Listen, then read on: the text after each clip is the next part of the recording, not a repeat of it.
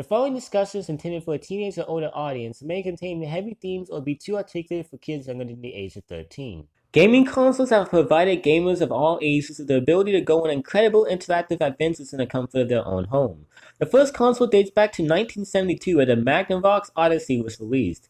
This console brought video games from a crowded arcade where games like Mortal Kombat 2 were basically scaring you to steal off your quarters to your own house where you can continue to play video games for as long as you want without any breaks.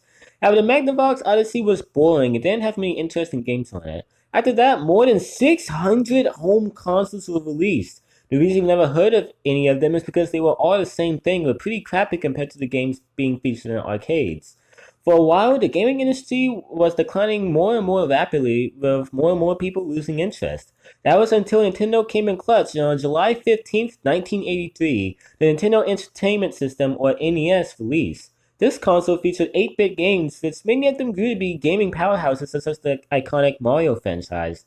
Nintendo eventually began producing 16-bit consoles and soon fell into a rivalry with Sega's latest console, the Sega Genesis, which featured amazing games like Sonic the Hedgehog series. More and more 16-bit consoles were released until Nintendo struck gold with the Super Nintendo, which supported 3D games. However, a new fighter wanted to enter the ring, and Sony released the PlayStation, which was the first console to support CD-type discs, which allowed for games to have less hardware limitations and encouraged game developers to craft more spacious 3D worlds.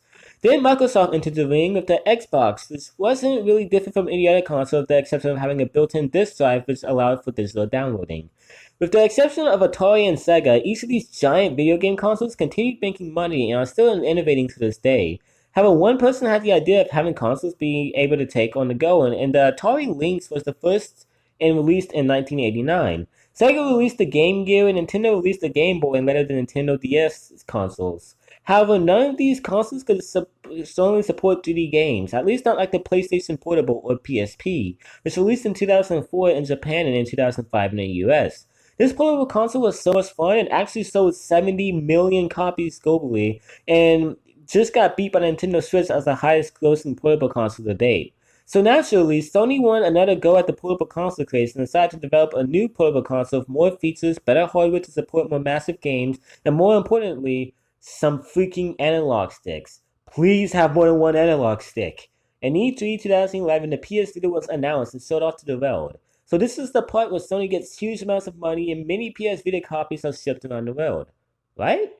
Well, unfortunately, that's not how the story unfolds. Financially, the PS Vita was a failure. Many people speculate why, but I blame it on not enough advertising, because I personally didn't even know the PS Vita existed until I watched the trailer for Sly 4, and I didn't even get the console until, ironically, I saw a trailer for a new Sly collection being released on it, which was, of course, the first game I got for it. Regardless of the reason why it was still a failure, the reality was still clear, and recently Sony has stopped production of the consoles and no more games are being made for it. But does that mean the console is therefore a waste of time and doesn't deserve your money? Of course not. This console was still a success with many critics and won over many fans, including myself. But what makes the PS Vita worth your time, and why is it a highly underrated console? Well, let's find out. If you're a fan of God of War, Killzone, Uncharted, Sly Cooper, Ratchet and Clank, Jak and Daxter, or all of them, you're in luck. Each PlayStation mascot, whether it's a remastered collection or entirely new game, has their time to shine on the PlayStation Vita. And not only that, but ironically, but iconic, commonly adored series like Call of Duty and even Minecraft have a feature on the console. And you know what? Even Telltale games have a few games you can take on the go. And that's not all. Each game fully supports online play, which leads to our next topic. Online play is completely free without any additional charges. Well, unless you count DLC. That means you can play online with your other Vita buddies at any given time. Also, don't think you won't get anything from PS Plus because you'll still get 2 free games every month. However, none of those features matter unless the console works. So how's the durability? Surprisingly, it's not awful. This console can survive some stuff and it's pretty hard to break. Unfortunately, I managed to go through 3. My first one just randomly powered off and wouldn't turn back on. My second one couldn't survive the last of my kitchen floor after I lost the Mortal Kombat match. And the third one was the victim of an apple juice bath, which didn't go well, of course. I'm currently on my fourth one, and it too almost broke when it was under the giant gaming chair of mine. Luckily, it only suffered a minor crack. The thing to take away here is that if you're not me, then taking care of the PS Vita is a fairly easy job. Also, this console has so many games on it, it's kind of insane. Just to give you an idea, every single game available to play on the PSP is available to download on the PlayStation Vita store. That means if you either once did or still play PSP games, you can relive those days on what is basically a huge upgraded version of the PSP, except you get to relive your childhood with 2 analog sticks instead of 1. Also, this console has a huge variety of ported PS1 games. You could even play the classic Resident Evil games on the go.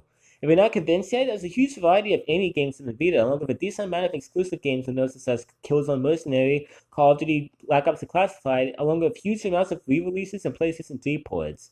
You can even play freaking Undertale on here. You can also rent or buy shows and movies to watch on here. You can use either other sites such as Netflix or the browser where you can visit any site you want. Also, not only can you play the huge selection of games available for the Vita, but you can also use the thing as a controller for your PlayStation 3 or even your PlayStation 4. In fact, that's exactly what I did during my God of War Dead Island Riptide and half of the Resident Evil 4 playthrough when my TV was broken. You can also use it as a second controller, so if you have a friend over and you don't feel like spending $64 for another controller, just use your Vita. Just as a final summary, the PlayStation Vita is essentially a PlayStation 3 on the go with a huge selection of features and a wide variety of games. However, production of these consoles have stopped, so these things are becoming increasingly rare, which is why I need to take good care of mine. What about you guys? Do any of you have a PlayStation Vita? If you don't, did this video make you consider getting one? If you feel discouraged to get one, let me know in the comments. I'd like seeing you guys' opinion. Well, after talking about the Vita so much, I kind of want to play mine right now. So, I hope you guys have enjoyed this video. If you have, then please like and subscribe, and remember, this video is not sponsored. And I will see you guys next time. Peace, everyone.